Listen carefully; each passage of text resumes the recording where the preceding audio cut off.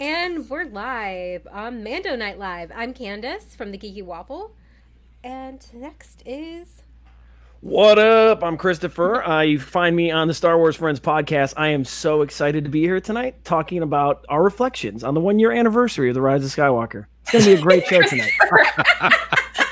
Candace, just kick him out. I'm ready. Oh, no. I'm ready. There's Aw, my heart. wow, early. I promised Chris. I'd behave. I promised I'd behave. Do people still have takes on the Rise of Skywalker? I don't want to hear them. I don't want to hear 'em. Yeah, You can at me at No One Is Chris, and we can talk. yeah, I'll be doing that. Anyways, later. I'm happy to be here tonight. What's up? I'm Alden from the Octo Radio Star Wars podcast and iHeartRadio here in Miami. So if you listen to 90s music and you live in Florida, I produce the station you listen to. So Very there cool. you go. Nice, very nice. Hi guys, I'm Nani. I'm from Puerto Rico and I'm from Triad of the Force. We have a podcast on Twitter, YouTube, and anywhere you can find podcasts basically. So, and we're newbies too. So Sweet.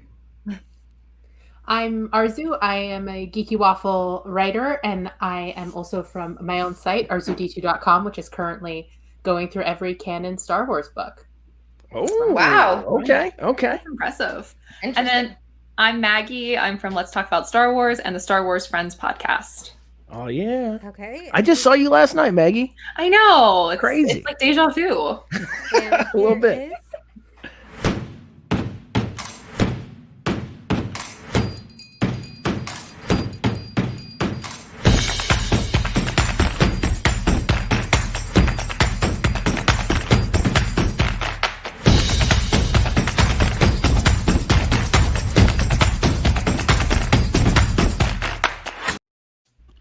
That is lit. Thank you. I just love it so much. I That is- do love it. Yep. Thank you. Okay, that's nice. Okay. Making me Wow. blush. Okay. Just a group of Ewoks drumming out on the helmets. Right. And, like, It was so hard to pick royalty-free music for this. Yeah. It really is difficult. Yeah. I was It's first the going with like a worst. Western theme, like cowboys and kind of stuff like that, but I went with that instead. I'll But jump on a anyway. recorder and just do a Yeah. thing. Yeah, If you- do that. Do that. The Yebnub song. Oh my god. So Please. I just want to preface before we start talking about Chapter 12 of Mandalorian. Trans rights are human rights. This is the way. Yes, and this our is the way. GoFundMe, This is the way. I have We- spoken. we have reached over $15,000, which was our goal that we kept pushing up. So we did it. Yay! Yes. Yay! So surreal how much we have raised and how everyone has come together for this. So thank you to everyone who has contributed. It's amazing. Oh, Yeah, it's hard to awesome. hear. I mean, one of the things that I've been doing on the Star Wars Friends podcast is every one of our Friday night Razor Crest Reacts, I've been advertising, giving away one of these amazing shirts. Candace, you created a fantastic logo here. And I'm happy to report that with every $40 donation, I'm sending people shirts.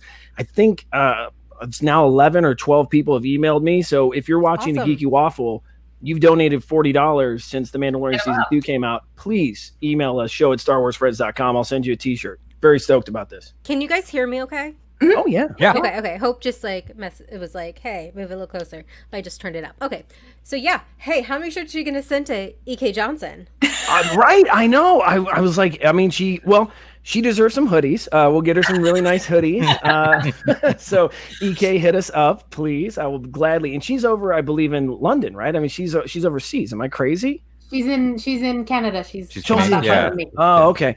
Knew she was international, but yeah, EK for sure. Hit us up. I would. Oh, Seriously, 20,000. Yeah. Oh. We'll see yeah. what happens. We'll see what happens. We were like originally like, let's do a grand, right, Maggie? Yeah. We started, and then like the first day, like 4 hours, we Wow. reached $1,000. It has been absolutely surreal to see how Star Wars friends, Star Wars creators, Lucasfilm employees, how everyone has pulled together to really show how much we care. So it's been still awesome. can't get over it. I've cried so much in the last 2 months. Yeah. Yeah. I so mean, we it's. have some cool artwork on TeePublic too, Oh, nice. including artwork by Maggie, myself, and Brian of Pink Milk. Yes. So- Oh, so Brian. much great Brian's art. Cool. Brian's red. So yeah, okay. Who wants to give us Maggie? Maggie, you do it. Give us a short summary of Chapter 12. Chapter The 12 siege. is about a chin. Yes. Okay, we're just gonna let's start with that then. I guess He's not wrong. I mean, that's all that happened, right? And then I like blacked The out, only- and then there were some dark troopers, and then like. There we The go. only event of significance that happened. I asked what did Maggie wanted Cat, and that's the only thing she told me. Wow. Shinjarin. Shinjarin. Oh, I love it. He's so beautiful. Can I just want to talk about this moment. Like this moment to me was so great because it was such a like moment because I accidentally added Where'd she you. go? There we go. I wanted you to be like that. No, I don't know how to do this, guys. Yeah. time that we have seen him lift his helmet enough that you can see his like lower portion of his face, and the child's reaction tells me that's never happened before, and so I can't help but thank Bo-katan for letting us see his chin, because without her this would not have happened. Also, this is very why is it just me? I'm sorry. I thought it was this thing. No, but see, I want to be like to have intense. you, but not me on this. Okay. We're not messing with this anymore. I wanted like a dramatic like monologue from Maggie about the chin, and it didn't. But it's not just Maggie, because like myself, our friend Hannah, like all of are like texting each other, like fanning ourselves like Victorian maidens who just saw a little bit of wrist. Like none of us are okay. Oh my god, a little bit of his face. Like it's not just you, Maggie, is what I'm trying to say. I'm so glad it's not just me. No, but and then especially like Baby Yoda's reaction, like he goes like under to kind of like look and be like, "Oh my god," because he probably assumed at this point that the Mandalorian's face is his helmet, Right. Because he hasn't seen anything different. And then when last episode he saw Mandalorians have a face underneath, now he's just like, "What do you really look like?" Person Daddy, like it was so cute. Oh my god, I died a little bit inside. But then before that was like one of the cutest moments in this episode with him trying to figure out the red and blue wires. Oh I just my want, god, I want a tattoo of him holding the wires. It was too cute. It's so just his slow transition from like infancy into like truly aware toddler territory has been. I mean, the puppeteers at Legacy are out of this world. Very baby Groot moment. Yeah, He's like, it's phenomenal. The little sounds he was making while like Mando was trying to be patient as possible. The blue wire, and he's like, Yeah, but when he says like the red wire, like he actually recognizes the red wire and like pulls it up, like super proud of himself. But then he can't understand the rest of the instructions. He's like, I'm almost there, but I can't completely get it. He's like, I'm only 50 years old. I only know. Exactly. Only 50. And I think it speaks to Din sort of like not really knowing parenting yet, because he's like, these are oppositely charged wires. If they won't, like, he doesn't know how to speak to a child. Like a child's not gonna get that. You should be saying danger, ow, boo boo. Things like that. Well, I mean, to give him some credit from the beginning, he was like, don't put them together. I mean, then it's like, so put them together. I mean, just like any child, he's like, don't? You mean do? Yeah.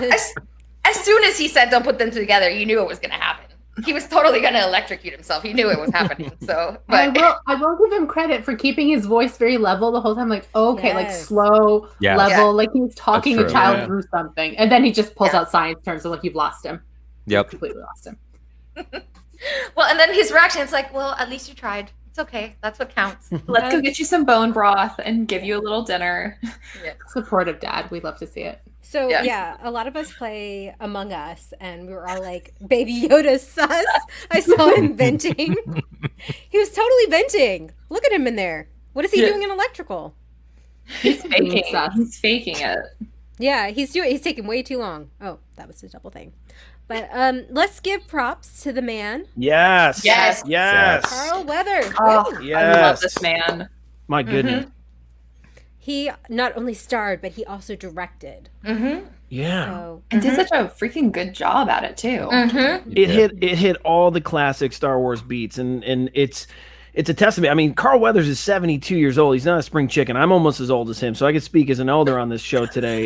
You're 73. I'm close. No, I mean that's what I have in common with Carl Weathers is our age. But it's I'm so excited about this episode because when I heard that Carl Weathers was directing an episode, it's always kind of it's intriguing when an actor who's going to be in the show, how it's going to play out, and to hit all those Star Wars beats, the humor, the on some tongue-in-cheek jokes, I love the playful banter with Grief and the child. A lot of those fatherly, grandfatherly moments. It just really hit. Everything hit. The action sequences. Carl Weathers got a little taste of everything in the script and really did deliver a really fantastic episode. So, wow. Great way to cap off the halfway point. Yeah, fantastic. I love that scene when he's talking. He's like, is Mando taking good care of you? Yes. And he's like, he said you are. And I'm like, I do that with babies all the time. Yeah. He just scoops him up, and Baby Yoda's like, yeah, I'm talking. Yeah, we're having a conversation. Yeah, totally. This is happening. Yeah. And then I would have loved to see like Din's face to that. Like, was he like just massive eye rolls at Grief? We both know he's talking. Like, Grief became grandpa in that moment. Yes. I mean, he really took on that role. And when you think about just like the theme of the show of how these people get softened, like Din, Grief goes from, Bounty Guild to now kind of like the mayor. And Din is getting getting turned into a nurse. It was the child that saved Grief's life, and Grief's prosperity is, he owes this little thing for a lot of his success and joy. Yeah. I like one thing that I noticed is the salt and pepper in Grief's beard.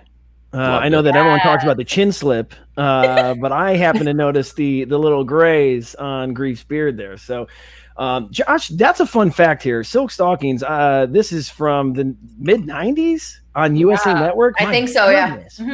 Woo! Wow, I haven't heard that in a long throwback. It was a good show. I actually liked it. So, just putting that out there.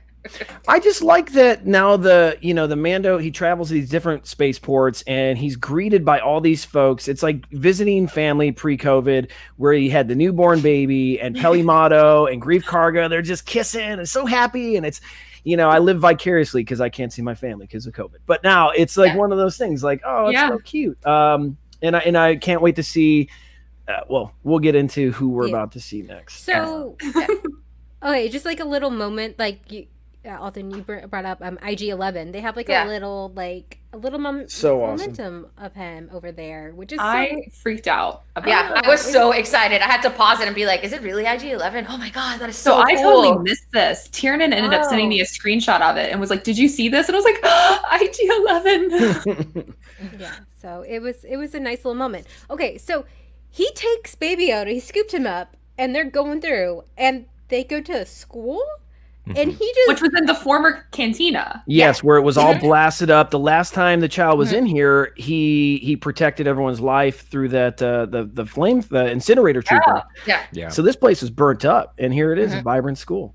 And Baby Yoda is just like, what the F, dude? I am a homeschooled kid. He looks so cute there, though. It's undeniable. It's like, Baby Yoda's like, stop trying to enforce those Common Core standards on me. And all of that. I'm not going to come here and fall in line with your charter program. Oh my God.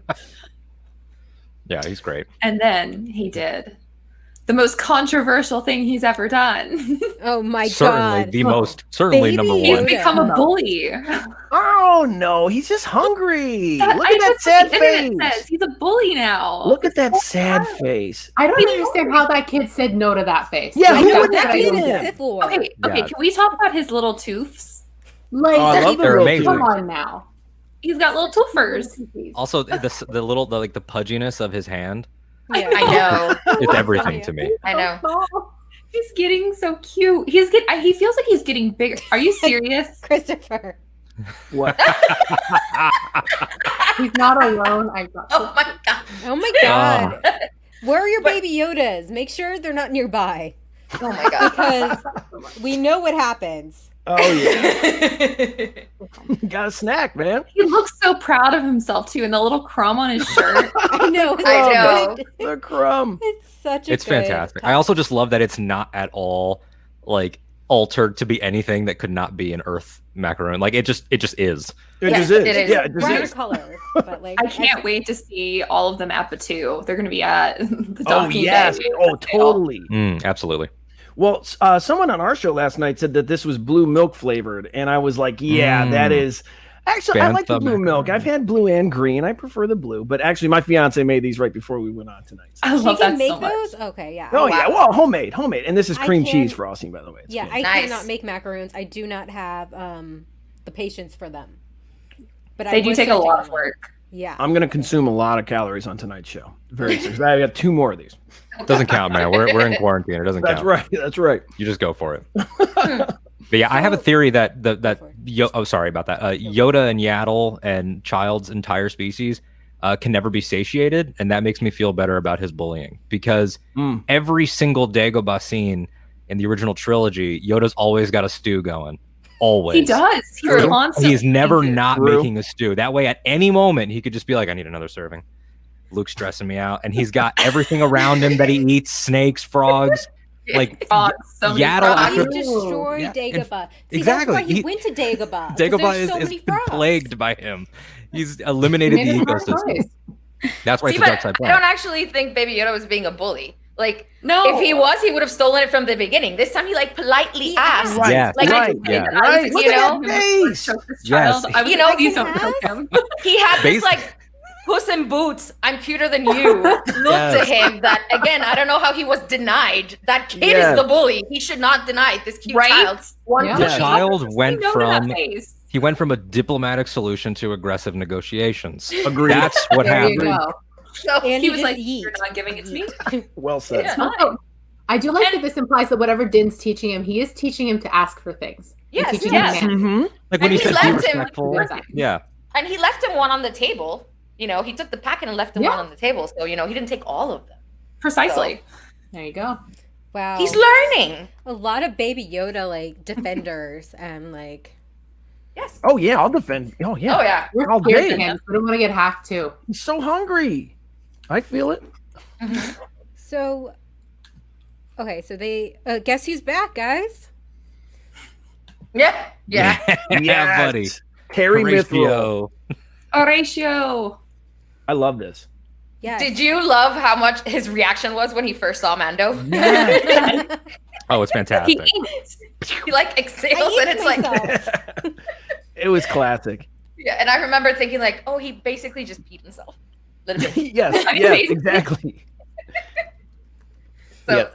This was so the Mithril was someone that I definitely didn't understand why they cast Horatio Sands to be in the pilot episode, and really Brian Posehn, the comedian, as well. I was like, man, these are 2 real world people that I'm familiar with, so it kind of reflected poorly on the character. But this time around, everything hit with this Mithril character across the episode. The comedy was spot on, and now I am on Team Mithril, and I've created a name. Terry Mithril and hashtag Terry Mithril because Mithril doesn't have a first name. It's the same with Weequay. The Weequay didn't have a name in the beginning. Right. So we were trying to come up with good names. There were a lot of good names that came up yesterday. The Gil was funny. Gil Mithril was funny. Gil's good. It's like how I called Palpatine's son Ebenezer Palpatine because poor guy's just straight chilling with no name. Ebenezer Palpatine and Jodie Comer. I was watching Killing Eve and I'm like, damn, Rey's mom is a psychopath. Rey's mom's got issues to work out. So, what was I gonna say? Oh yeah, because he got a Funko Pop, and I'm like, why did they give this guy who's like in carbonite a Funko Pop? But now we know. Now we know. So he's working off his debt. 360 something years. It's a lot of years. Who knows how long they live though? That could be like 5 years to them. Well, and I think he got like 130 of them knocked off during this episode. So Paid some debt. He paid some debt. Yeah. Does that mean that like Grief's descendants can also abuse them? That's what we were talking about. Yeah, he probably it's willed. It's willed to whoever. There's some like weirdness there that I'm like, I don't know how I feel about this. There's weirdness there, and in the. I'm sorry. Go ahead. Yeah, I didn't like how he was like, oh, go by the lava. And I love that he mentioned again, there's no handrails. Oh, that's my favorite line in the episode. That's one of the best jokes in Star Wars is just to call out the massive OSA violations in the Imperial building code. I mean, it's like since I was a child, I'm like, why are they building these monolithic structures only to have literally no regard for human life? I mean, old Ben Kenobi. I mean, if old Ben didn't have the force to balance him, the poor old man would have fallen off that reactor core. I mean, seriously, the same way the ties. They don't care. Yeah, no, it's they the don't same way care. reason the ties don't have shields or hyperdrives or anything. Right. Yeah, anyone that's played they don't Squadrons care. is very frustrated with Imperial engineering. because As you fall every 2 minutes. I refuse to play as any TIE fighter because of that shield issue. Yeah, it was like, yeah. I mean, I understand he's like a prisoner and everything, but show some compassion, maybe. A little bit. Yeah, there's some undertones I think throughout with, we'll see Carson. We'll talk about him later in the episode, of the New Republic sort of becoming, beat cops in a certain regard, which an unnamed with someone, we will. A certain shock trooper did allude to in season 1 about suppressing riots and being, bodyguards basically. And now sort of seeing how Mythrol, we know he's a criminal. We first met him as a criminal, but like, nice guy. We can't be doing these hard lines and treating prisoners like this. Yeah, and he did what, like an accounting kind of thing? So it was like a white collar crime? Yeah, he robbed Grief is what Yeah. Creative accounting. Yeah, he's a good shot too, though. I mean, he's a hell of a shot. I don't know if you watched that. He really was. Yeah, good shot. And a plumber apparently too. And a plumber. He's a side plumber. Yeah. You know what? Husband material, really. He has all the tools. Who's gonna start shipping themselves with Mythrol? Someone has to. I might. I was going to say, Alan, if you were me, I would. Guys, okay. I will. There we go. 500K slow burn self-insert fic. Maggie, go. Hey, I'm sorry. I'm still waiting for Tiernan to get back to me with the Yaddle Palpatine fic. Yeah, if you weren't on our live stream after Biden Harris won, we were all like kind of drunk. It got weird. Can't imagine why. I can't imagine. No, I was like champagne drunk, so I was like on a sugar rush. I was fireball drunk. Oh God! Fireball, Jesus! We did some weird. We got weird. We got really weird. Yes. So Okay, so let's talk about what they find out in the Imperial base. Okay. Yeah, please, because this is incredible. You guys, yeah, this is like This was huge. Oh my god. people say that this is filler. I'm like, this is not What? filler. Stop saying Yeah, this. people were calling it filler again. If Well, this is also, like, filler, why I don't would know it- what they think is not a filler episode. Right. It's pretty much if they don't like the episode, they're gonna call It's it a filler. filler. It's Well, filler. like if they see a woman that the character they don't like, they're gonna call her a Mary Sue. Well, Yeah. who's calling Same this logic. filler though? I mean, let's look at the folks that are calling it filler. Are these? I mean, Yeah, I've these, got like- a list of ats right here. Yeah, actually. let's go. Put them up. Let me Throw them up on screen. Let's see. my Twitter handle's right here. Let's go. Put all these folks on here. I'll go toe to toe with them. I'm not afraid of anybody. So, yeah, it's not filler. I think that this is actually. I mean, we had our We're longest. stupid. We had our longest discussion of any episode in the season last night, and I think this episode has really expanded the world building. And for folks like Maggie and I don't know the rest of you on the show tonight, but we're huge Legends fans and expanded universe. So this episode, my goodness, I mean, it really opened so many doors for us. So what we're about to get into, Candace, I'm here for it. I'm ready. Okay. Because this is So, awesome. My brain's just been on They think fire. it's just a base. And what do they find out? Yeah. It's actually a lab. A lab. And who's in that jar? Could it be? I think it the is. one, The only? I think it is. Pickle What? Snook. The dead giveaway to me is the sound. Music cue. Is the music cue. Yeah, for sure. That's Snoke's theme. That's the omnipresent low rumble that is not very indicative of Ludwig's score. It's clearly from the cinematic universe, and it's an ode to Snoke. And listen, it could be an ode to just dark science or the Sith or some type of cloning magic or whatever. Who knows? We can dissect this a million different ways. But Maggie, you and I are on the same page. It's Luke. No. Yes. Gustavo. I love it. God. Oh, I you are forgot speaking about my Luke. language. I forgot about Luke. How could I forget about him? Can't forget. It just kills me when people nowadays are like, that's silly for Star Wars. My favorite character, though, was Luke with 2 U's. What are you talking about? Luke with 2 U's, and we have the audacity to say that anything now is silly? Dude, I'm all about a discussion with anyone that wants to call that as that Luke their favorite character. That's so I good. love that so much. Oh my God. I haven't even It's read so Legends, good. but I know who that is. Like that's Exactly. how widespread this is. Yes, but I'm with you, Maggie. I think it's Snoke. I think it's an early precursor to.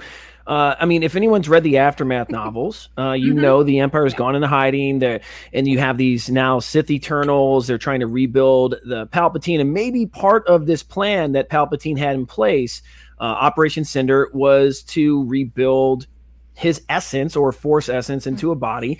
but also might be tied into the end of this episode, so I don't want to jump ahead too much. To Nor's point, yes, but we also know there was how many Snokes in a jar where Palpatine was on Exegol, so there's multiple Snoke clones, which is the implication that they are most likely, this is like early stages of this, replicating like failed more versions. failed versions. Yes. We hear that things aren't going well. Right, he's rejecting blood, and we don't have enough for a second trial. And I mean, correct me if I'm wrong. I don't know if it's been confirmed, but I think that it was established that Dr.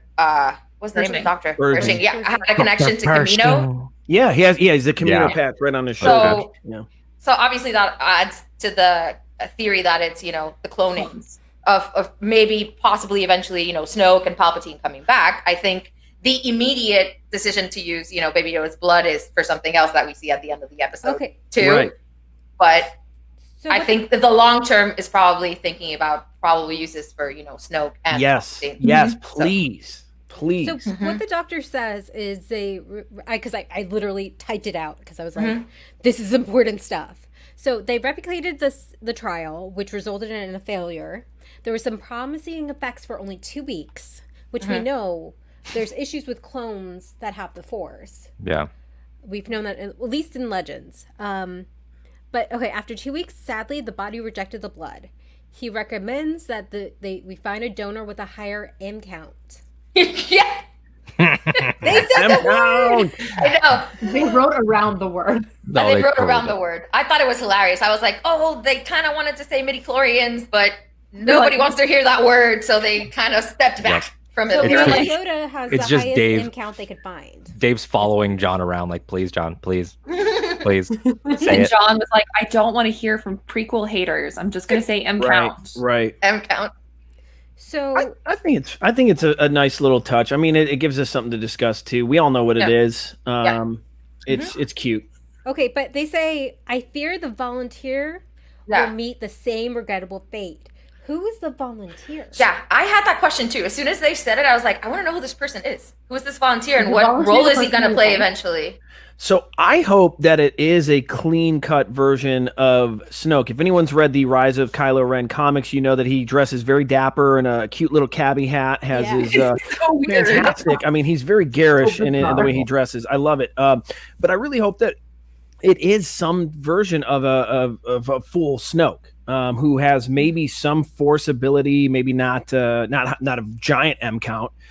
But that's why we see a disfigured Snoke. That's why we see it just didn't pan out well. But I mean, really, I'm so disappointed by the arc of Snoke that if there are two storytellers that can tie this in and give me something positive about the sequel trilogy, it's Jon Favreau and Dave Filoni. We all know how well he tied up Clone Wars into Revenge of the Sith. It makes the prequel so much better. Yes, exactly. It makes it all so much better. But that actually, it makes a lot more sense because if there's an issue with a Force user clone, that's why Snoke looks that way. Because I was like, if you clone someone, wouldn't you make him be like this devilishly handsome, supreme leader kind of guy? Instead, he's like this. I'm pretty terrified of him. It's a mood. It's a mood. Yeah, for sure. You don't want him looking evil.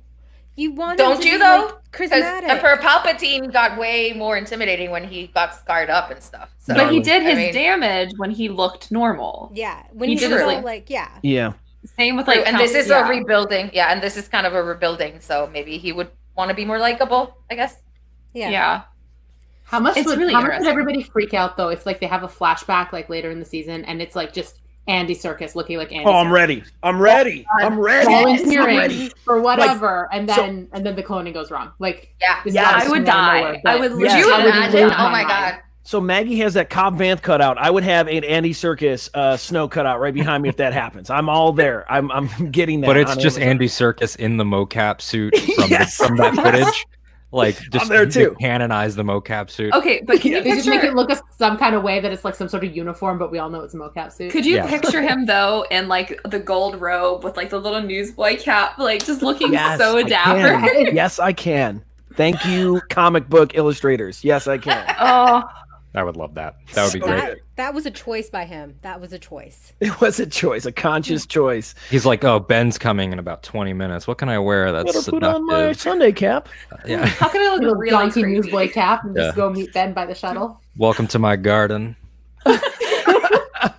That sounded really creepy. It was? Well, He's targeting a young boy. I know. Boy was coming over and he put on the newsboy cap. Like, he's not on the up and up. I love that this discussion has gone so far about Snoke's newsboy cap because it has been on my mind as long as shirtless Tarkin from the comics. If you guys know what I'm talking about, yes, No, yes, I'm going there. remind Shirtless me. Tarkin. I'm going there. Okay. Can I just say that one time, like I think it was 2 years ago now, my friend Anthony was like tweeting about shirtless Tarkin on Twitter, and I went to Good. sleep and I had a horrifying nightmare Yes. about shirtless Yes. Tarkin. Yes, No. I'm here for it all. I feel like tonight I'm gonna have a nightmare about it. Thanks to you guys. Thank you. Collective for that. nightmares Yeah. about shirtless Tarkin I mean, and he's newsboy buff. cap. It's just a They whole could thing. also be dreams. It's just a matter of perspective. It's It's all true. about From a certain point of view. I point would of view. rather dream about chin slip. Chin slip. I would love that chin slip as The well. chin slip. Because I had to look it up because I had no idea what he was talking about. Sorry. Yeah, I mean, look at that. Look, cut. He's ripped. Everybody's ripped in comic books. Ripped. Yeah, it's phenomenal. First. Yeah. I'm mean, still terrified by that though. First That image. gaze. Look at that gaze. You He's know That's who why- isn't, yeah. you know who He's isn't looking ripped great. though is Kybo Ren. Oh, this is a good. I'm so happy that stayed up there that long. I know, it was a I little was just too long. staring I in wanted his to eyes. make sure everybody. Oh, and speaking, and then here's our. Oh, Oh God. There we go. Okay. Love Now him so you're- much. Arzu, this is for you. This is sweetie. bullying. This is cyberbullying. This is, I'm here for everything right now. This is really good. I'm gonna grab a snack. See, this is what you missed out on, Chris. I like this. This is how our live streams go. This is This is how good. we Not do on it at Geeky hand to Waffle. torment It got weird and shirtless real quick. That is our brand. Oh, it's so I mean, good. that is our brand. Stick I mean- around for Geeky Waffle After Dark. I mean, listen. Oh, Oh, there it is. No. Different things. My God. How That is dare you put really up a- disturbing. How dare That you is disturbing. defile this beautiful boy in this way? Oh, Yes. hey. Okay, that's more like it. Hey, yo. I have so Oh. many images ready to go, like saved. So many Oh my shirtless pictures. I know. I don't know Clearly. how they all happened. This is wild. This Yeah. is so wild. Okay, so let's go back on target. Stay on target. Nice. So okay, I kind of skipped most of like the chase scene because I watched it and then I skipped it the next time I watched it.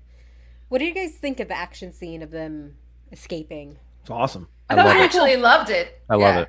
Yeah. Yeah. I generally don't like chase scenes, but I'm like, this is fine. I- The pacing was Yeah. good, and I didn't feel it dragged. So I generally don't either. But I'll tell you why this one worked for me because I can skip I had Phantom Menace on earlier. I skipped the pod race scene. It's not my thing. Chases, Attack of the Clones chase is probably my favorite, but I loved this one because this show remixes and homages older Star Wars so well. And I love the idea of Carl Weathers saying, what if it was the trench run, but we're not rooting for the ships? And what if it was the trench run and instead we're rooting for the exhaust port? The target needs to not get hit for the tension to Oh yeah. propel itself forward. And Love so that. it was I like seeing that. it sort of like from the perspective of down here was special. And then I think that Din showing up in the Razor Crest is some of the best That dogfighting moment, I've oh ever my seen. It was very a Han Solo fantastic moment. Yes. When he Yeah. stood up. But I really loved seeing the stormtroopers on the speeders again. And there was something very Indiana Jones and the Last Crusade about that scene, like in the canyon and, the tank and, hitting bad guys against the walls, except this time you have the good guys inside of the tank Yes. instead of outside. Yes. So there was something very reminiscent and, like you say, homage about it, just going back to like old school Star Wars plus like old school like 80s action films, which happens, I think, in the end too. That battle with Din and the TIE fighters looks very like Top Gun to me. Yes. Oh, yeah. Which was very, very cool. And I love seeing, the TIE fighters again. I always love seeing the TIE fighters and the sound that accompanies them being so on point for the episode.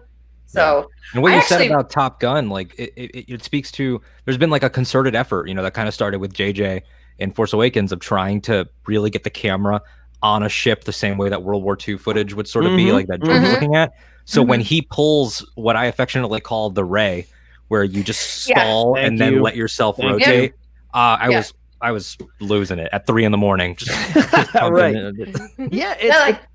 It's magical. It's really so well done. I mean, action sequences, if they don't work for you, chase sequences, probably because the pacing's off, probably because there's no high stakes. We talk about plot armor on the Star Wars Friends podcast, and Grief and those who shall not be named don't have a lot of plot armor. Yeah. We don't know what the stakes are for these characters. So when you see these really high intense chase scenes, you don't know. I mean, listen, one of the coolest things, to your point, Nani, is the speeder bikes going over that cliff, the troop transport going over the cliff. That is insane. And the fact that Star Wars is getting to the point where they can show 2 of these speeders colliding, and then these scout troopers just explode like right in front of your eyes. Yeah. That's insane. It really is. Yet again, I just have to bring up, like, I'm a broken record. This is all done on the volume. Yes, right. Yeah. And like it's just nuts. realizing that like all of this huge, like it felt like they were really like outside.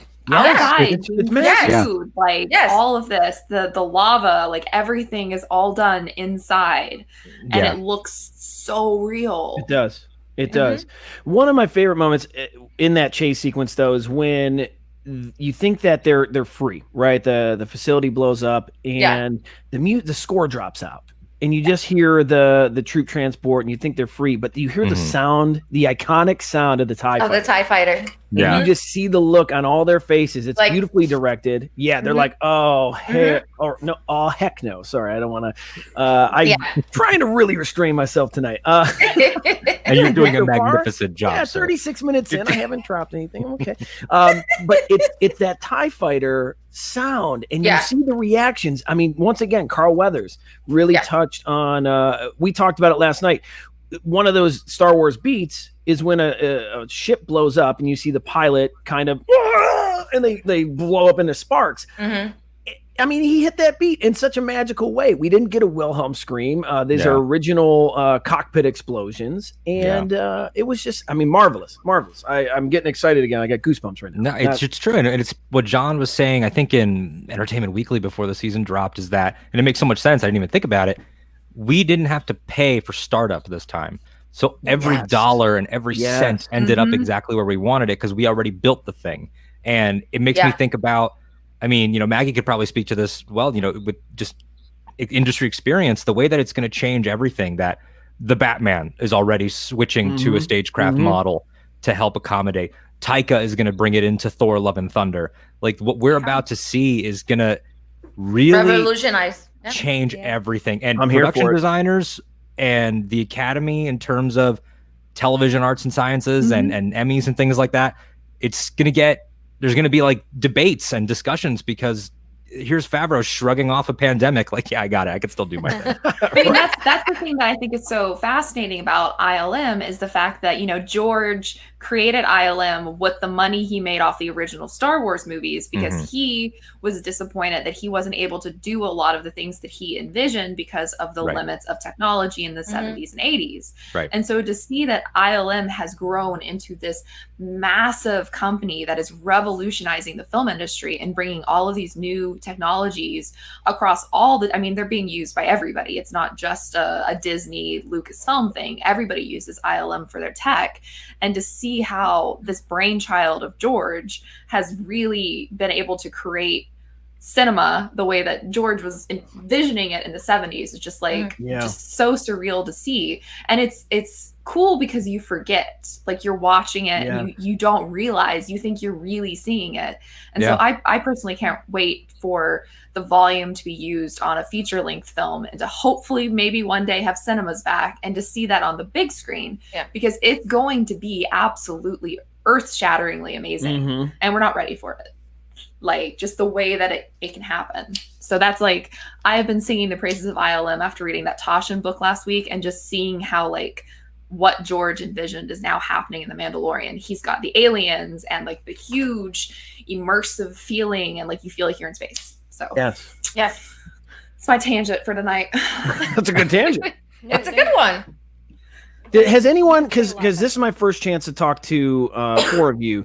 Have any of you like has the volume ever crept into your mind as you've watched these episodes, or are you just fully enthralled in what you're watching? Does it ever register to you?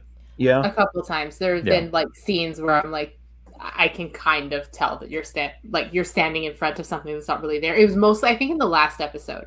Okay. Just a couple of the horizon shots. I'm like, oh, that I can tell that this is the volume. But that was just so quick that it didn't bother me. It didn't ruin my enjoyment of the episode. I was just like, on a second, third viewing, I was like, oh, okay, that's the volume. But yeah, you start to see. I mean, it's all the volume, but in that moment, okay. Yeah, I think it's very minimal. I think mostly it looks very real. Yeah. I mean, you feel like you're immersed in it more than ever before, I think. Because it doesn't look CGI'd.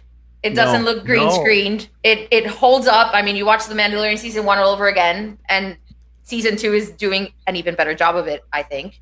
And you feel like you're there all the time. It's very immersive, and it's fantastic. So like Maggie was saying, I can't wait to see it in cinemas and what it can do. Oh my God. Absolutely. For it to see it in the Obi-Wan Kenobi series. Yeah. It's gonna be interesting. And yeah, I try to like let myself see the episode first as a fan. I don't try to analyze anything. I just like enjoy it. Joy of it. Then I'll stop and pause and do it the next time, and the third time I'm going for caps and stuff like that. But absolutely. I mean, you approach it the same way that I approach the movies. Is that I see them once for the reaction, the heart reaction, then another time for the this is this, that is that, and breaking it down. Yeah, Spice Den, I completely understand. Like, there are going to be some people who abuse it or don't use it right, and it's going to look cheap. It's going to be 3D after Avatar. It's just like everything else. It's like, or is it going to be controlled? I mean, ILM. I think ILM has control over how the volume is used. So it's their technicians that go and manage that for you. So until somebody does a knockoff of the volume at a lower budget, which I don't think they can because they have the patent for it and all of that technology. Like I fully researched this. Well, they have, really it's like I think that Favreau was saying like none of this is proprietary, but I think he's talking about game engine, like the actual Unreal. That isn't, but the actual. But can you use it? Yeah, exactly. And that's what I'm saying. I think that ILM will have full control over that, and studios will pay a premium to go there, like they go to Skywalker Sound to get their product mixed, and they know they're going to get a fantastic product. And Weta and everything and all that stuff. Yeah, it'll be interesting to see what the direction is in terms of Lucasfilm, because we know Obi-Wan's going to use it, but at the same time, Cassian, to my knowledge, will not be using it. At least not in totality. What? They have sets at Pinewood right now as we speak. Yeah. Oh wow. Really? Okay. They're at Pinewood. Yeah. But that doesn't mean that they haven't replicated the volume on a smaller exactly. Yeah. Or they might not. They might do some scenes. They started that in Solo. I mean, so Rob Breedout talked about in Solo how they built the giant wall. So that was a precursor to the volume. And every time you're in the Falcon, they had all those projections come through, so you get the actual light on them. So who knows if they have something like that? The Cassian series. The Cassian series. Not that I know of, but it's possible that they could have in this interim time. Yeah. Kevin Feige, he's like, can I get me one of those? Thanks. Can I have one, please? Right. We have all these Marvel TV projects. Can I have a volume? He's like, that's the only reason I would say there might be, since they do have. Can I have a volume, please? Can I has volumes? Can I has? Oh, I'm hungry again. You were totally gonna get a sugar rush, Chris. Oh, I know. And what is that, like your third one? I'm too old, and it's gonna be. It's gonna wreak havoc on my body. Yeah. No, I'm no Baby Yoda anymore. But my teeth are blue. So I saw someone on Twitter. They said like, pretty much this is the show. Yeah. A dad is trying his hardest. Well, the son back there. Okay, can we talk about how he's strapped in? Yes, I was so happy. Finally. Also, does this imply, since he's no longer sitting in his booster seat, that he has grown past the booster seat and is now like a toddler that can be like strapped in? The season 1, like we haven't seen the booster seat since season 1, so we don't know what happened to it. Yeah, like maybe he grew out of it. Maybe. Or maybe that Mon Calamari shyster mechanic took it, chucked it off the wharf there. He snapped it over his knee and put it on the wall. Of his cradle too. I kind of miss the cradle. I do too. I miss the pram. I miss the pram. Maybe he got so, adept at, shutting off whenever he needed to. Like, it was a skill how fast he was at, like, danger button. Right. Yeah, he Covered. needs to get a new one. Go. Okay, Yeah. so I just looked up the volume thing on ILM's website. There are 3 stages that they announced, a second one in Los Angeles and one in London, which will officially be finished February of 2021. Perfect. So timing. that's probably at Pinewood. And Yeah. then I guess 2 in Los Angeles. Wow. So nothing in Well, Atlanta. Yay, more. Oh, more they volumes. created, they also are working on a Fox Studios Australia one as well for Thor Love and Thunder. Oh, cannot wait for that Oh. film. Thank you for the reminder. Fantastic. Natalie Portman all day. Very excited about that. Thank you. Oh, a best car pram. That's his little armor. Yeah, I I don't think know. that I don't think the armor is next time we see the armor, it's going to be a good situation. No, it's I don't not. think so. Not. No. No. Yeah, Dan's gonna be like, Armor "Am I can in a get them a brand. cult? Could Yeah. I have made out with that widow?" Dude, Amira okay, back then? thank you. I literally have I have been sitting. I wake up at 3 a.m. Maggie. for these episodes, so it's dark, and I'm sitting there, and I'm like, man, if I'm Din Djarin, I'm like, yeah, do we have time to slip in a Sorgan visit? Because I goofed big time. Like My brain, like 24/7 Yeah. all the time. It's like, Like- why? He Why? just takes out the helmet and he's like, "I'm here." It's gonna be He's so like, I much could be a better krill when we do farmer. that in the series finale. I hope.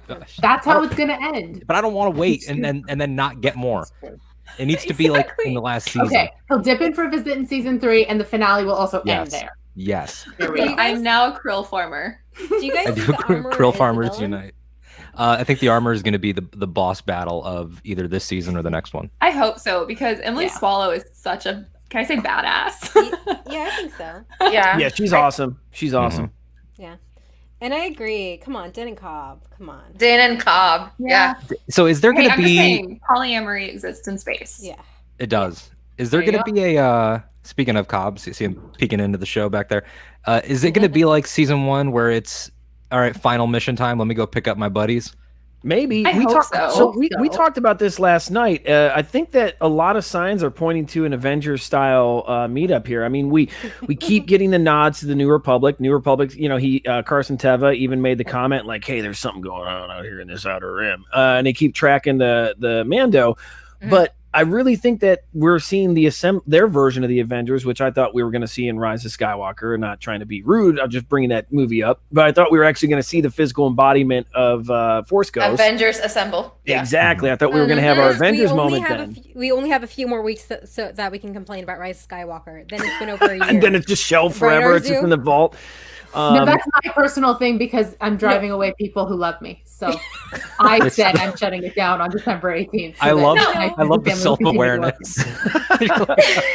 I'm very aware that it's I annoying. too like so to I'm burn stopping on the bridges. 18th.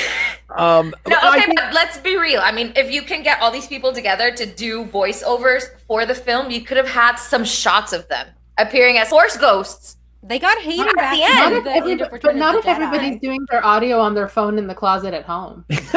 Good call. Well, And then it's mailing that, it and it's in, also like very seriously, like the joke, but everybody was separate and doing it random times. I mean, I spoke to about I know it's very different. Jedi Temple Challenge. They recorded all of Yoda for Jedi Temple Challenge down the road from the Rise of Skywalker premiere, wow. and they just were like, okay. "Hey, Frank, can you like come down like 2 blocks to this building?" Wow. And so like they'll Just grab they'll get them Frank lines. Yeah, kidnap However Frank they Oz. get them.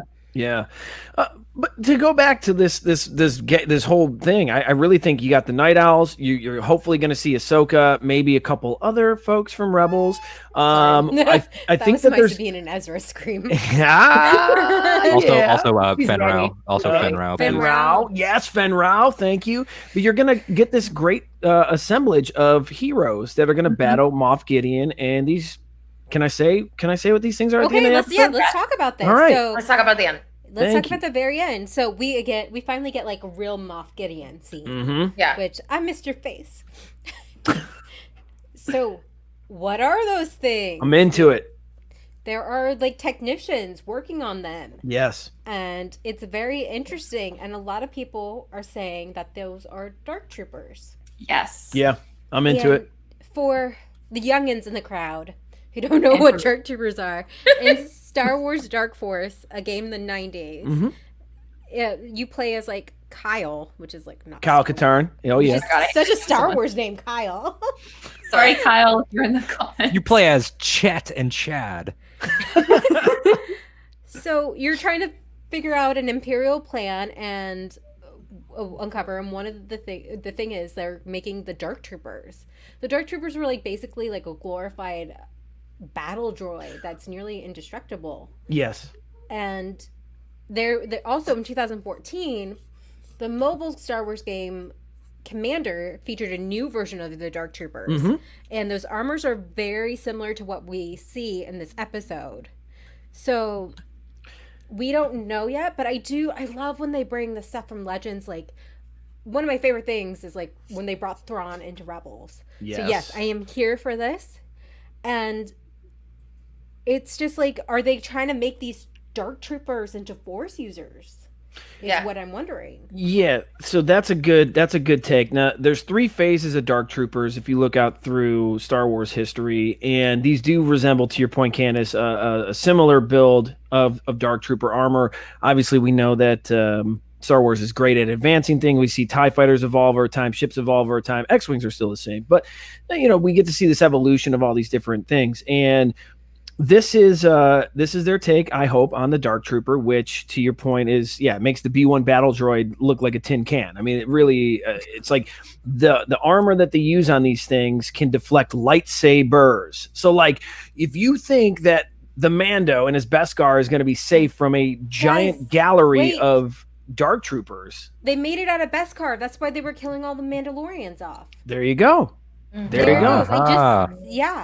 That Love makes that. so much sense. Okay, so these things are death machines. I mean, serious, real deal Star Wars death machines, and not like the ones with death in their name, who are not. Not the Death Troopers. Not the Death Troopers. These are Dark Troopers. No, but you have this sadistic leader. Now, let's say Operation Cinder. We learn more about it, and Moff Gideon was placed there because he's just the cruelest, most sadistic last remnant of the Empire. So he's there holding it down for Emperor and the forces that they moved out to Exegol. Of course he's gonna have the most devilish machines out there. I mean, this is great, and it's high drama. This is going to be some big drama. So that's where the Avengers mentality comes into place. Right. That, Din Djarin's not going to be able to take these things on his own and protect the child. He's going to need a crew. Do you know who could take them on? Ahsoka Tano. Well, also, with possibly bo-katan. In Legends, I would say Ahsoka would probably get murked by these things. No, unfortunately, no. Seriously, the Dark Troopers were pretty terrifying. Yeah, like these were meant to be when they wrote these characters. And who knows how they're going to write these? I would assume they're going to keep the same thing. But like, these are, to Maggie, they're supposed to be terrifying. They do a good job of balancing things from Legends. And that's the thing that has got me so excited. Live action. Does Ahsoka have plot armor at this point? I hope she does. Ahsoka has a fantastic for diehard Star Wars fans like all of us. Ahsoka is one of the most beloved characters in the hardcore Star Wars fandom. But at this point, in the Mandalorian, in the era of what's going on, we all want to see the journey to find Ezra and Thrawn. But does Ahsoka have plot armor? Is that the character that will die on the sword this season to create more high drama? Who knows? I mean, there's a million ways we can look at it. I can't see them doing it with a live action, because to the live action audience, it won't matter to them as much. Yeah. No, you're right. I can't see anyone but Dave writing that. So unless she dies next episode, I don't see it happening. Wouldn't that be something? Could have happened. Like the Ezra thing could have happened already. I will have to leave fandom if that happens. The Ezra thing could have happened already. You're right. The Ezra thing. That's my theory. Is because she wouldn't be just like on a planet somewhere if she had to go look for Ezra, and it seems like, at least with the timeline of like how old Jason is when we see that flashback. Yeah. Right. Yeah. It's been a while. And this has just crossed my mind. Maggie talked about this last night. Obviously, Rahul is all over Twitter talking about Ezra. Are we going to get an Ezra intercept before Din ever meets Ahsoka? Are we going to get that? Wouldn't that be hilarious? Wouldn't that be something? We talked about this last night. Who are you? Why are you on this planet? Get lost. Right. Stay away from Ahsoka. Din finds Ahsoka. Ahsoka repeats her refrain, "I'm no Jedi." Din's like, "What? Like I was told you're a Jedi. All this way. And then He's like, I come all this way. I got to go back to Tatooine. And I think that, maybe Ahsoka says, "Oh, I know this Jedi. He's a young gentleman named Ezra Bridger." I mean, that would be something too. I don't know. I mean, but if we're dancing around now in the realm of actors that we like or that have done cheeky comments or whatever, what if Ahsoka's like, "Look, I'm not your gal for this, but here's a card. It's my master's son. Yes. His name's Luke." And then, yes, please. And Yes. and then you give me No, Sebastian no. Stan. Yes, He's please. already Yes, a Disney no. employee. Yes, please. No, language. Baby Yoda's not going to Luke's school to get murdered. Okay, can I just say, like, if Only this half of them series got murdered. ends, if this series ends, then he goes with evil. going to the temple, do you realize how unbearable fandom will be? Why? Because we will all realize that Ben Solo killed the child. Oh, did not not necessarily. No, Not necessarily. I know, but you know how fandom works. I know how fandom can be, but I just need to say that to get it off my chest. Wait. Okay, Ahsoka is no Jedi, Right. but she still taught Ezra stuff. Mm-hmm. So what would stop her from being like, yeah, he's trying to restart the order again. I think that's a bad idea, so I don't want this kid. Sure. Yeah, do that's what that. I'm hoping. Sure. I will teach you, but still, Dan, you're this guy's daddy. I Yeah. can't take over. And That's that's the thing that I really hope. Go ahead. That's Go what I ahead. think's gonna no, go happen. ahead. They're I was like, she's gonna I be really like, hope- they're bonded. You guys are bonded. Exactly. I hope that she can see that this whole taking children away from their parental figures is not a healthy way for the Jedi to operate. Also, Yeah. okay. Do you think Hera's gonna let anyone take Jason away from her? Hell no. Yeah. Yeah, exactly. And it it speaks to what Maggie was just saying, and Candace, a great point that you brought up is this idea of how is Ahsoka going to react about Luke Skywalker's efforts? Because we know right now he's going around the galaxy with lore. He's going around the galaxy with with Lando hunting Ochi, at least at some point, and Uno reversed. Oh my god. Dude, I love a good Uno joke. my God, Dude, baby. Uno reversed. Love a good Baby Uno joke. Yodas on top of each other are the Knights of Ren. Oh no. That's what the cloning program is for. Balancing each other on their shoulders. No. Look, I'm just saying, just Baby a bunch Yoda sat in class for 30 Bunch minutes. of Baby Yodas. Oh, on top of fantastic. each other. all We figured Greek it out, fault. guys. We figured out the Knights of Ren. That's why they It's didn't all do much, Greek's because they were fault. just It's trying not really even hard to cool. balance. And he's like, screw them kids. I'm done with this. Screw my them God. kids. I want to say the other thing. Yes, yeah. Don't matter. That'll be for the after dark. But yeah, what I was saying is that we all assume because we love them that Ahsoka and Luke are going to be like, Luke's going to be like, oh, you're basically like my aunt. Like, oh, this is so wonderful. What if Ahsoka's like, oh, you're just like your father and I'm not here for it. Yeah, Like- I already did this. I already watched this movie. It does not end well. Yeah. I've seen this film before. Yeah. And I didn't like the ending. It's like I evolved from this. I became greater than you guys. I found inner balance. Get over yourselves. Goodbye. Yeah, Mm. I really Ahsoka- think like actually found true balance within herself, and she's over the Jedis. Mm-hmm. So Yeah, and it's also, we don't know what she went through between Malachor and Ahsoka the White, where it had to, I mean, all we have is Topps trading cards that hint at some sort of spiritual experience where this could be, I mean, Filoni loves Lord of the Rings so much. Ahsoka Tano, the earthly being, could be dead by the time Ahsoka the White leaves with Sabine. That could be an entirely different, that could be Morai and Ahsoka fused. That could be the daughter and Ahsoka fused. That could be any number of things that Wow. is not her. Okay. And it's in the same way that Doom is and isn't Kanan Jarrus. It's that interesting idea of metamorphosis and all of this stuff, and Rocky that Ford. Force I stuff. could change and you could change and yeah, all of that. wow, I think it's gonna get heady. it is. Wow, Yeah. clearly. Yeah. Well, just from that one description. Right. Oh my God. Yeah, I'm a little bit here right now. I got you know? theories. Like I heard, I was listening to everyone's doing the Snoke conversation, and I felt like a weirdo because I don't think it has anything to do with Snoke. I think I- it's just like a good tie. I think it's a nice reference, and I think we're gonna. Marvel's come up a couple times. Y'all remember in Civil War when halfway through the movie, they're like, "There's like 8 more Winter Soldiers," and then in the third act, they were like, murdered them all. "Nope." I think that the kidding. Dark Troopers and all of that, red herring. I don't think I- we see them do love much. I can see that happen. I think I think that'll be they're- like a season 3 thing. Yeah, and I really think that the end game here, like, look, this man this man Gideon goes and gets a dark saber, right? Yeah. Mm-hmm. And we think that it's, he has a personal vendetta against Mandalorians. I think he's just an appropriator. And I think that this just so happened to be the most accessible saber because he couldn't have like an Ilum experience. And I think that he wants the M count and he wants this and he wants all of this stuff because he wants to be Vader. He wants to be an Inquisitor. And everybody got to peace out to the unknown regions to rebuild the next thing. And he wasn't one of the chosen. And in the heads of a neo-Nazi type character, that doesn't sit well to be ignored. And I think that Gideon is just going to be like, I'll make myself a Sith Lord. And all of these troops are just, that's just icing. So he's basically just like commandeering whatever is left of the technology of the Empire. I think that and which is great because it's like that line in Mad Men when he's like, I don't even think about you. Like for bo-katan, this is everything.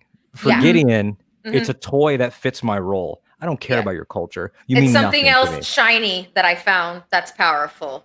Exactly. I can use to further my means. And I just feel like the cape and the chest plate and everything about him is sort of like, again, it's very possible that he was left here to do the bidding until Sheev came back.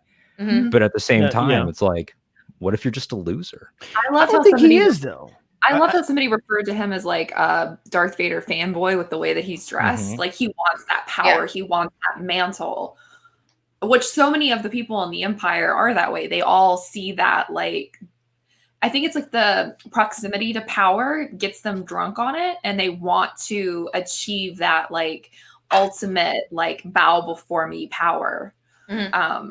I think that's just like the temptation of the dark side, even for people who don't have the Force.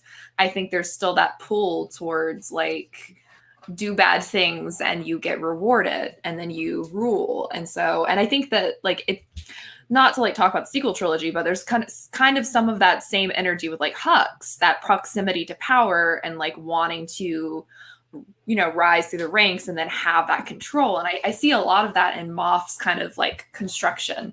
And we haven't seen nearly enough about him. So I like this like theory that you have. Yeah, that maybe he was a loser within the ranks and now he sees an opportunity that the Empire has been beaten and he's just gaining power for power's sake. Yes. It's a theme that I love, like with Krennic. Mm-hmm. Like what if Krennic was more competent? And what if Krennic had a better understanding of culture? Like Gideon could be this middle ground between frustrated middle management and someone like Thrawn, who's like, oh, I appreciate Mandalore. Like he references in, chapter 8, like, singing the songs of the Night of 1,000 Tears and all of that stuff that he does know about. But to him, it's like, you're just a means to an end. I don't care if you're a clone. I don't care if you're, essentially undermining all of their walks of life. I don't care if you're a Puritan from the child. Did we lose Alden? Am I frozen? Oh, I thought it was just me. I think it's Alden. Yeah. Uh-oh. Okay. Well, I was going to retort. I don't want to retort with him without him here. Without him finishing his argument either. Yeah, I want to retort. Hang on. I'm going to message him in the thing and see if it pops up. And he had a really good argument going. So it's interesting. It's definitely, I'm on the opposite spectrum. I really don't think that he is that. I don't think he's that deep of a character. I think that he probably is just a proxy of the Emperor's grand plan, Operation Cinder. Someone in the chat talked about this. I don't think he's that complicated. I just think he's I think he's I think he's a tough guy because I was going to watch my mouth. I think he's a BAMF, and that's why he's left there. I think that's why he's left there. He's left there to really Josh. Oh, I wish. Okay, so everyone in the chat read Josh's comment. That is hilarious. So I don't think he's that deep. I just think that he's actually really good at his job. I think that I loved Candace's take, and Candace isn't here to hear me say this, but I love the fact that she thinks that the Beskar was part of the purge, and that was part of the Empire's plan to build these dark troopers. Wouldn't that be something? I think that's really interesting. I think that's a really good take on that, because they were actively trying to steal the Beskar at the last episode. Yes. Mm-hmm. And then you see now the Dark Trooper armor at the end of this one. So it makes so much more sense that they're trying to repurpose Beskar for that reason. Yeah, that makes a lot of sense. Yeah, Candace, I'm just giving you mad props over here. So, What How happened? about you saying the Beskar, that they're taking the Beskar to make the Dark Troopers? okay. I have never seen it that way. Now it makes so much more Also, sense. it makes honestly. total sense. And that makes sense why Yeah. Moff Gideon would end up with the Darksaber. The Purge of Mandalore, taking the Beskar, and that's his trophy. Yep. That is his trophy. I don't think it's a it's a power grab. They're part of the Empire. That's their nature. I love Tiernan's Once Upon a Time reference. And just you see it. Beautiful. Oh yeah, Beautiful. yeah. Wow. So Bucky knocked over his water, and he's like soaked. no. Like half his body is soaked. And I was like, "How did that happen?" And I was scared there was like a leak somewhere. No. So I just got really concerned, and I had to, of course, clean it all up because I didn't want. You know. Is he okay? Yeah, he's just traumatized Oh. because he hates water. Poor Bucky. Oh, There he is. Yeah. I died. Man, Hi, Alden. Somebody's gonna have to I get am BAT the Sith ran. are reborn. Yeah, I don't know. My internet just decided it wanted me to stop talking gave about up. Mandalorian culture. Josh had a really great thing. Josh He had a said- great comment. Yeah. He said your internet connection couldn't handle your theories. Oh, That's very true. That is very It true. was pretty deep. There it Too is. deep. Thank you, Josh. Thank you, Josh. Oh, I love Josh so much. God. Okay, Oh. so let's say something funny. Who thinks that Ahsoka is gonna look at the child and be like, "It's a baby Yoda"? Man. No, I expect her to be like, Master Yoda? Shrek? Like, who are you? And where do you come from? And the only reason I thought this would be like an actual thing that could happen was after the "May the Force be with you" and also with you. Like Oh, they yeah. had this like super Okay. meta moment, Mhm. and I'm Yeah. like, okay, we're far enough in that like Yeah. all of this was written after everyone started calling him Baby Yoda, and like I could Mhm. totally see that. And Ahsoka is the only character that could get away with saying that. Yeah. I would Yeah, love agreed. it if it was like a droid. Maybe Ahsoka has like an astromech. The astromech sees him, beeps, and then Ahsoka could be like, "No, he looks more like Yaddle." Like just like you don't hear what the droid said. Wow. No, more like Master Yaddle. I love I would. That would be me writing a script. I'd be like, "You I thought will I'd give you say it." I'm screwing with all of you right now. Enjoy. Yay! It's gonna be great. It's gonna be great. I'm so interested in seeing that reaction. Yeah. I didn't even think about it till last night when someone brought it up on our show, and my head was spinning all night after we got done with our show, thinking about the Ahsoka and the child interaction. It's gonna be something. It's gonna be something to behold. I cannot wait. That's the part I'm looking forward to the Oh. most. Yeah. Never I mind mean, her it's- conversation with Janet, seeing the baby and being like, "Oh, Right. Master Yoda and Master Yaddle." Yeah, like, what is kept this? secret? Yeah. Well, so that's where my brain goes, is that, Ezra and Thrawn go off into who knows where with the Purrgil, unexplored, unknown regions. Who knows where Purrgil's taking them? We don't know where the Yoda species come from. Obviously, that's Din's, quest that he's on. Yeah. And maybe Ahsoka doesn't know where this species comes from, and that's where the introduction of Ezra comes into play. I hope we never know. I hope we never know either. Yeah. Because What is a little good mystery? Because Wait, we never know what. Where don't the species comes from. Yoda Oh, home okay. I was planet. like, wait, we never Yeah. know what happens to Ezra because the ghost deserves to have their family No, back no, no, together. no. Hera has suffered enough. She Yeah. needs her stuff I back. need Ezra. I need to know. I need to know that. Ezra. I'm on the No. fence though about the planet. Like if it's like, I don't know. It needs to be like a like, Yeah. you It'd tell be me like Yoda got Anakin busy? didn't have to fall. it needs to be a really specific vibe, like ET's whatever adventure at Universal, like where you I get to love see that all the little ETs. Like if it's like that, I'm in. Yes. I'm I in. love that ride. You're riding on a little bicycle. Yeah, so then you see like the little baby ETs at the end. Oh, That's my- yeah. That's Wow. exact mood I want from Yoda's home planet. wow. Wouldn't that be hilarious though if we do like they go to a planet and it's just like a bunch of little ETs and not actually Yoda? Well, they're canon, so they species. could. They're canon, yeah. They have they're senators. Yeah, they have their own. They have representation. Yeah, in they have government. representation. Yep. They should go to That would be that amazing. exact planet from the ET ride. I just love the whole idea of Jon Favreau calling like legacy effects and just being like, yeah, I need an ET. No, but like 50 of them actually. Great, awesome. No, Dave will pick them up. But I think one of the great things of this season has been like the introduction of, the Filoni characters into the Mandalorian. Like everybody was wondering how Mando was going to react to seeing bo-katan for the first time. Yes. And how he was going to react to Mandalorians actually taking off their helmets for the first time. And I got that reaction. I just, yeah. It's like, who are you? Where'd you steal that armor from? You're not Mandalorian. He's so aggressive. Immediately aggressive after being so. He's so funny. But the thing is like he had just interacted with like Cobb like a couple hours before that, and like I know fired, fought a crate dragon, probably didn't get any sleep. Yeah, I would be totally aggressive at that point. Yeah. But it was so great because then bo-katan and the other Mandalorians are just like rolling their eyes like, oh, he's one of them. He's one of the poor children of the watch. Yeah, I have no idea how to deal with him now. Like, I mean, it's the same. I wonder how many more of them they've bumped into. Like, how many children of the watch tried to take their armor away. Yeah, that at this point they're rolling their eyes, so maybe they've seen a bunch of them over time. Like when you order a pizza and then you think it's the pizza, and then it's someone trying to sell you a watchtower. Like you open the door and you're like, oh no, I don't want to hear the word. Thank you. Goodbye. Very nice of you. Hello, my name is Mando. Hello, my name is Elder Din. Yeah, it's the exact same vibe. I've come to share with you the most amazing thing. Didn't expect the musical breakout to happen here, but I kind of did actually. I was definitely waiting for this. Yeah. Musical theater? Me? No. Are you guys ready? Because like Maggie and I have like a lot of Baby Yoda news. This little hellion. Oh, okay, here we go.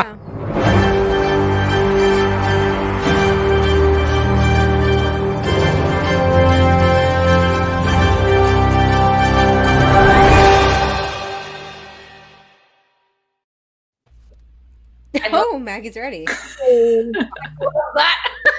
goes Maggie. So yeah, he's had a big week, right, Maggie? It's been crazy. He's been all over the place. Literally everywhere. He went to space. Yay! Okay, so this is what he told me. He said he won't leave space until Vanity Fair writes an apology about the genocide talk.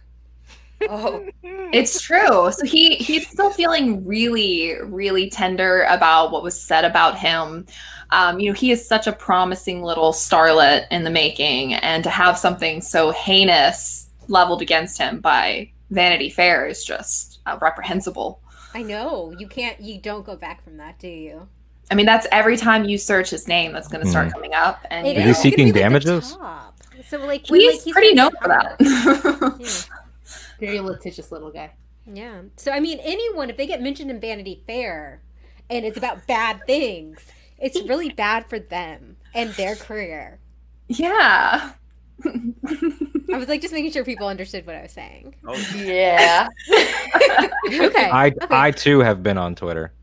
And, yeah, that's the vibe that I gathered as well. Okay. He also he has the support of Jake Tapper. Yes, he does. Yes. Oh my god. My favorite news anchor. But yes, he made an enemy of PETA. I can't. He anchored PETA. Wait, what? That's real? Yes. Yeah, so PETA came out against Baby Yoda as well. What? Somehow, among everything that was going on last week, nobody except for Jake Tapper saw the tweet. And Jake, he retweeted it today and said that PETA has, turned against the child. So what? That's a thing. Weird. Yes. I would like to clarify. I mean, he was eating unfertilized eggs. Okay, I'm sorry. We're not doing this again. We're not going into it. Let me grab my Egggate t-shirt. Hold on. I need celebration again. We are done with that. But okay. I mean, he also was in the Stanley Cup. Oh, look at that. That is so cute. So cute. You guys stop talking about him. He's going to get a big head. I mean, his head's already huge. He should stop being so cute then. Oh, it's his fault, you're saying. Well, I'm saying if he doesn't want us to say how cute he is, he needs to be less cute. But he's this is true. So we're going to tell him. I think you have a good point there. I think that's a really good point. Yes. He might need to bring back the Flavortown look. Oh, that's a good look. That's a good look. The Flavortown look. I don't think I have that one ready to go, but yeah. So as we know, the macaroons were like a really big deal. Yay! He loves the macaroons, right? He's gonna steal it from you. Yeah. But he has decided. Is Oh he in my the t-shirt? god! Oh, yeah, of course. Are you kidding? And a little Chewbacca hat. You know, Oh, that he's is a little, fantastic. I love that. Yeah.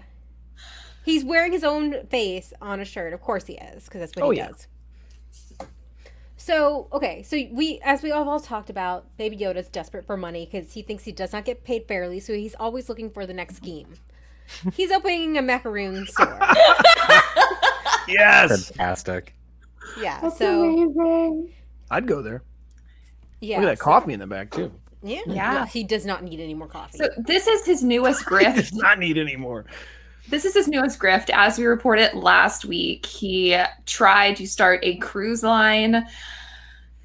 It's Whoa. not going well. I mean, he really chose a really bad time to try to start a cruise line. Like, I think the first one that just tried to take off last week already had to be, quarantined. People are getting sick. So I think that he might have a chance with his macaroon shop. Yeah, if He's driving up interest by having it featured so prominently on the episode. I know. I really wanted one after I love that.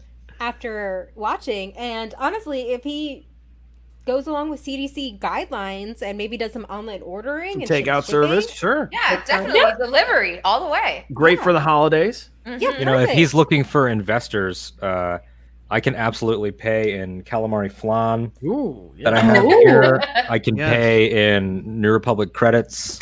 Oh wow! I can roll a chance cube on it. I'm ready. I want to invest. We'll go.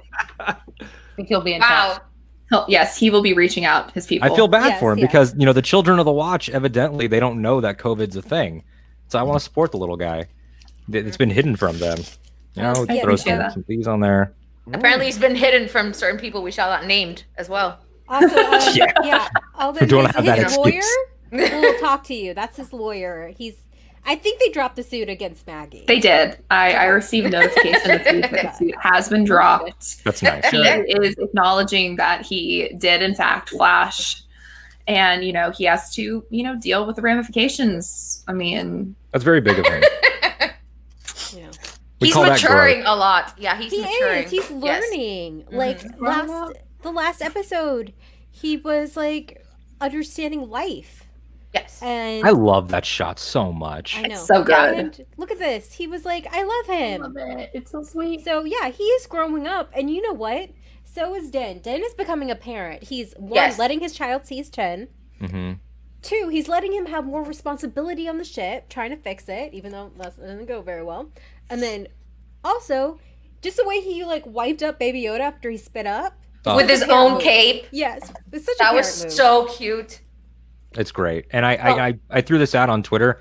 I don't know if it's a Jaws homage, but when they sip at the same time, just like Brody and his son in Jaws, and I hadn't seen it that way, but yes, because that dad stuff. I mean, I'm weak, and I'm so weak for dad stuff.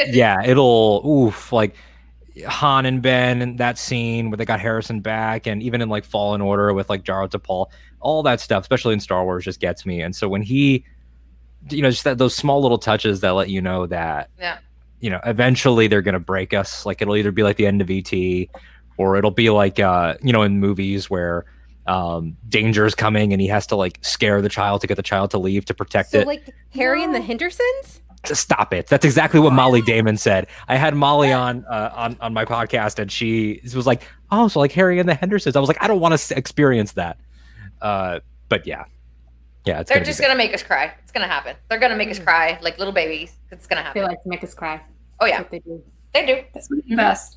It's what happened. I just have to bring this up since Tiernan has brought it up in the thread of comments. A few weeks ago, she decided that this is how Baby Yoda looks underneath his. Oh, those calves! Those calves are so powerful. No, he has to do a lot of steps because his legs are so tiny and has so much far to go. That's a great point, actually. That's good science. Good physiology. Okay, so I want you all, before we leave, to give me one prediction for the next episode. Oh We'll probably see the Mandalorian, Din Djarin at Damn some it, point. Chris. I'm hoping titular character. I hope that we get to see him. So in all reality, I do feel that we are going to get some misdirection for this episode. It is a Filoni directed episode. The rumor is that it's going to be the longest Mandalorian episode yet.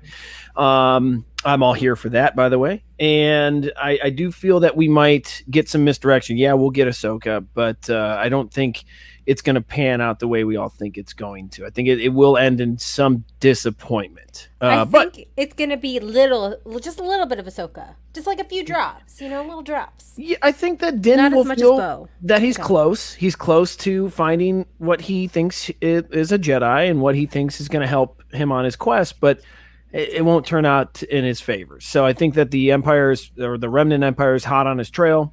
And we're going to get some type of high drama at the end of this episode. So I'm all here for it. I mean, I can go really deep. We don't have another hour and a half, but that's kind of like my very... No, we have to give the dog a bath. So I have this theory that, okay, so it's the third to last episode. So we have the penultimate episode and then the finale after that, which means that this episode is going to be the last episode with like quote unquote normalcy, just if you go off of like regular television like layout. So I think that we're going to get an episode that really solidifies the child and Den's bond. And so I personally like love to see him take the helmet off. I still like have a desire to see that happen. And I want to see it before it's under duress because I don't want a repeat of last season. I want it to be of his own choice. And I want that to be a moment with him and the child. And so when in the, next two episodes, Moff takes the child, because that's just where I feel like it's leading, that devastation that Den is going to feel and the guilt is going to be that much stronger because for him in this like indoctrination, like showing his face to the child would be like a tremendously huge honor. And that will increase those armor, the stakes that much more for Din. And so that's something I really want to happen. And so that's just my theory. Can I build on that? Yes, please. Can I throw something your way? Love everything you're saying. And it reminds me a lot of, if Gideon gets the child, him, sitting and having like that game on moment, sort of like how hair is so important for these moments of transformation and how Kanan took his ponytail off. If it's he knows he's about to go wreck shop to get his son back and he just slides it off and that's how the episode ends. Or alternatively, if he does save him and then after saving him, the child uses the force and pops it off slowly. Oh, don't kill me. Either of those, because it's going to be straight up. If this kidnapping does happen, I want a John Wick episode. That's what you give Robert Rodriguez. Yes. That's what you give Robert Rodriguez. That's what you get, John. Yep. A hallway shot of just I want bloodshed. I want death. Yeah, like just people, just everyone. I want Mithril. Everyone just charging. Everyone's like, give us back our baby. For real. Blurgs. Do we think anybody's going to die in the finale? I hope so. Yes, because Favreau likes death. He doesn't like it as much as someone will for sure. He doesn't like it as much as George R.R. Martin, but he said in the gallery, like, if you don't kill him, it doesn't mean anything. It's something that has always stuck out to me about Queel and IG, is that he believes in a Western, if you don't kill them, you don't achieve the catharsis. So, yep, that character. Yeah, fingers crossed. You're done. See you in the octagon. It's over. I do love your take, Alden, on if he actually does get kidnapped, having like a full John Wick revenge moment happen. I think that would be fantastic.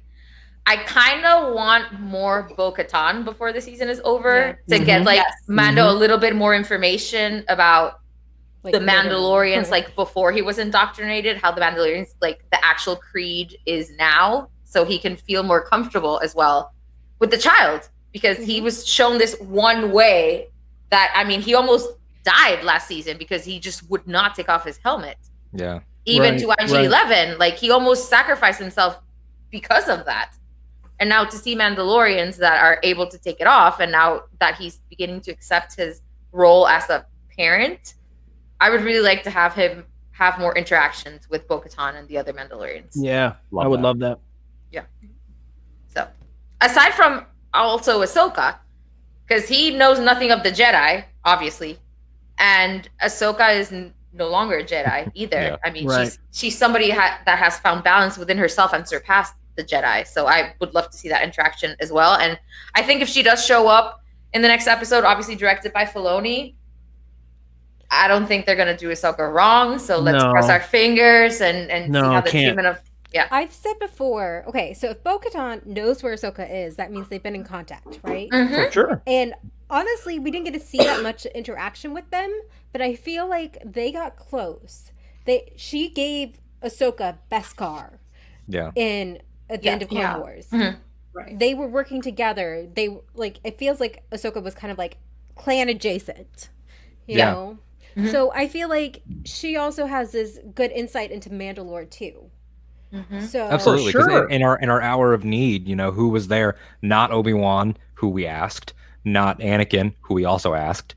It was you who was there for us, and they value that loyalty. I mean, in the same way that Ahsoka, picks up Sabine at the end of Rebels, it's that idea of I know how important family is, and so do you. And by the way, speaking of that, if we get to this wherever Ahsoka is, city of Caladan on the planet of Corvus, I think it is. And if we're walking through, Ahsoka's house or whatever, and there's a door that's all tagged up with spray paint or just something small like that, or if Ahsoka's ship has like a purple paint job with like some checkered black and white or something like that, I will lose it. We will all be able Mhm. to hear Candace screaming. yeah, Yeah. you will be able to hear me from Everybody Florida can hear it. screaming. Yeah. Oh, I'll be crying my eyes out. We'll be talking. We'll be talking.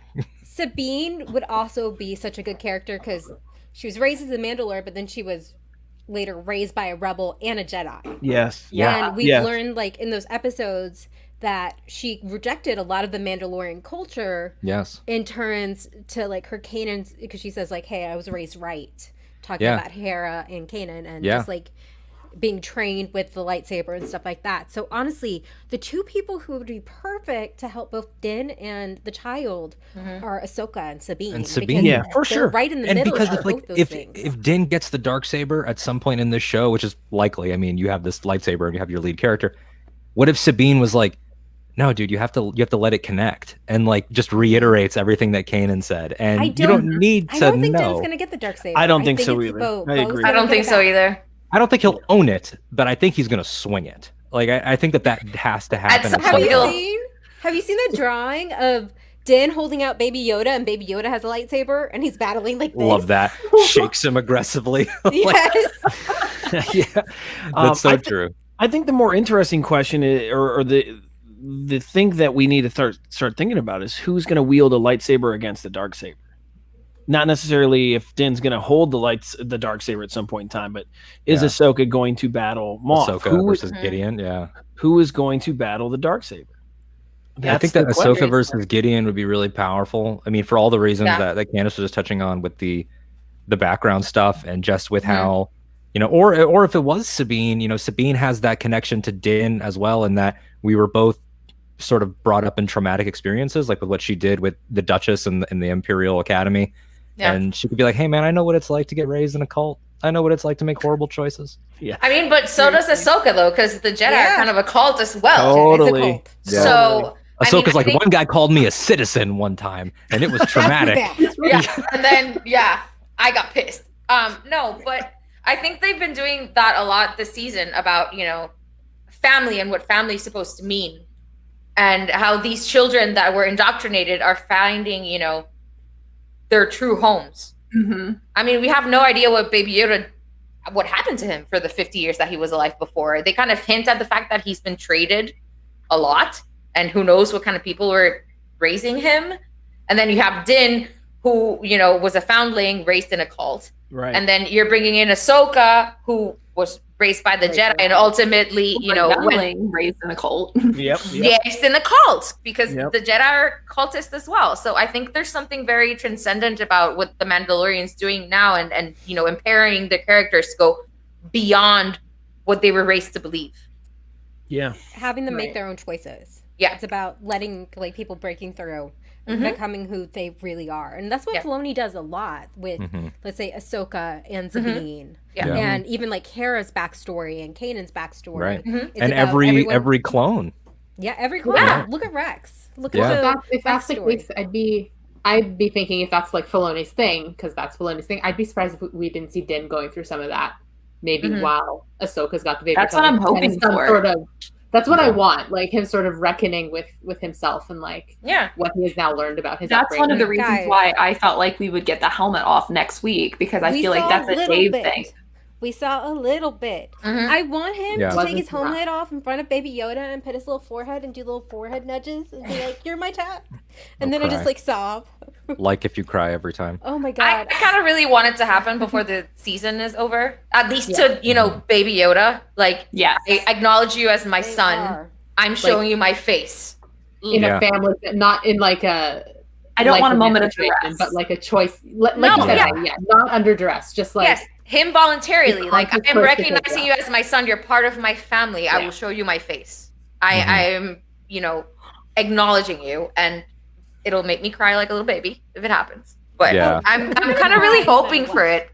Well, we all really want to cry this week, I think, is what I'm getting from this. Yeah, I'm ready. I'm so glad someone finally said it. Ian, thank you for coming. Yes. Later, Ian. Okay, that's my prediction. We will cry. I can't wait. I'm ready for it. I'm a huge crier. So me too. I cried when I saw bo-katan on the screen. Yeah. I was like, it's big time. It's big time. Oh, the headband. Oh my god. Okay. Headband that's just a whole that's the headband, which by the way almost did not make it into the show. I love you. Wink. Really? Yeah, wink wink plug plug. Brian Mattias told me that on an episode I just did, that he was like, I don't really know if the headband will work, and then it got in. And it looked amazing. It did look amazing. Yes. She's so beautiful. I know. Yeah. I love Katie Sackhoff. Oh yeah. There needs to be some baby kisses. There needs to be baby kisses. I want his first word before the season finale. What do you want him to say? Din Daddy. I don't know if I want it to be like his name or something like that, but I want it to be, something emotional, like something emotionally charged. Like I want him to have the saddest pleas since Kylo in the throne room. Like I want it to be like something really like Din's just like bleeding out, he can't do it, and then baby just looks at him. What if he's?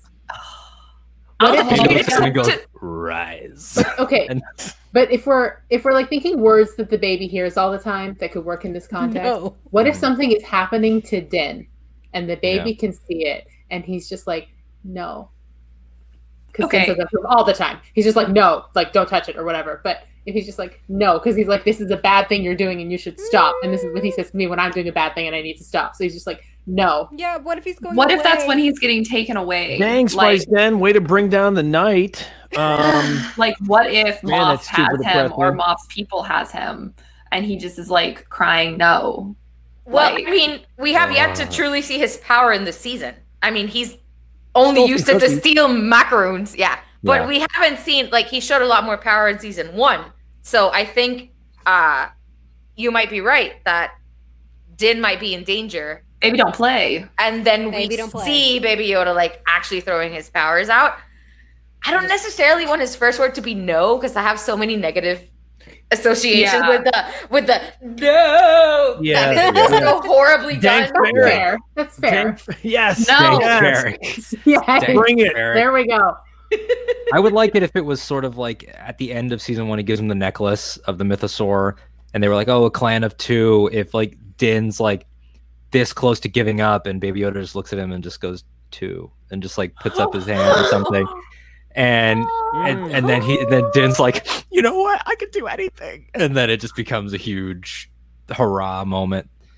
Yeah, exactly. I die. I think Alden just wants to destroy us, honestly. I do. So. Seriously, I need you to drop your like fan fiction link, because you got some like I've heart-wrenching ideas. I've actually never written a fanfic in my life. I've written. About time. Make it happen. I think it's gonna happen. It's gonna happen live. There you go. Well, because you have some Right now. Okay. After Dark is beginning now. Well, because honestly, you have some really good theories. You really do. So yeah, very interesting. Very interesting. Yeah. And they're completely plausible as well. So because some fan fictions are like completely out there and make no sense, but yours, Alden, That's a are really- like actually that's a really possible. nice way of saying it. It was a really nice out there and make no sense was really kind of you. I felt all the undertones come through. No, I said other people had out there. I said yours are plausible. No, thank you. Yeah, I just think that I try to get into their heads, I think. I don't think that Filoni's ever going to give us anything the way that we're going to get it. I don't think that the cameos are going to be who we think they're going to be. Like Cobb was easy to predict because stuff gets out. Ahsoka, stuff gets out. But I think that, I don't know, like I've been saying for a long time, I think that Chewbacca will show up because I think he's thematically resonant with like wanting to free his people and all that stuff. And yeah, I don't know. I think that Jonas would do it. I think Jonas probably wants to do it. I think he really wants to do it. Oh, he's such a Star Wars fan. Okay, so guys, I'm sorry. I gotta cut this short. The dog needs a bath because he just soaked himself completely in his water bowl. Stinky wet dog. Yeah. So I'm just looking at him and he's like, I'm on a blanket. What are you gonna do? I'm like, I'm gonna put that in the washer. So can everyone tell us how to find them online? And Nanny, can you go first? Yeah. You can find us Triad of the Force. We're on Twitter. Anybody that has podcasts, Triad of the Force. There's 3 of us. We're all Puerto Ricans. It's fantastic. Listen to us. So am I. Mm-hmm. Right on. Alden, you're Puerto Rican? I am. From where? From Connecticut. so not actually from the island of Puerto Rico, but yeah, both my grandparents came over. So, yeah. Okay. Yeah. No, fantastic. San Lorenzo, I think. De San Lorenzo, see? Perfect. Yeah. Yeah. You can listen to us. We're actually all from Puerto Rico, but it's still awesome. Yeah. We know Maggie. That's rad. I know. And we need more, of the Latin community into Star Wars. Yes. We talk about this on our podcast as well. Like Absolutely. You're adding more Latin characters to it too. Absolutely. And that's why I always say that Din and Kanan and Bail Organa and Cassian, like these are the space poppies, and Poe. Yes. Puppies. No, and then they're doing, especially now with Mando, they're doing a lot of inclusion and, beautiful themes that should be, continued.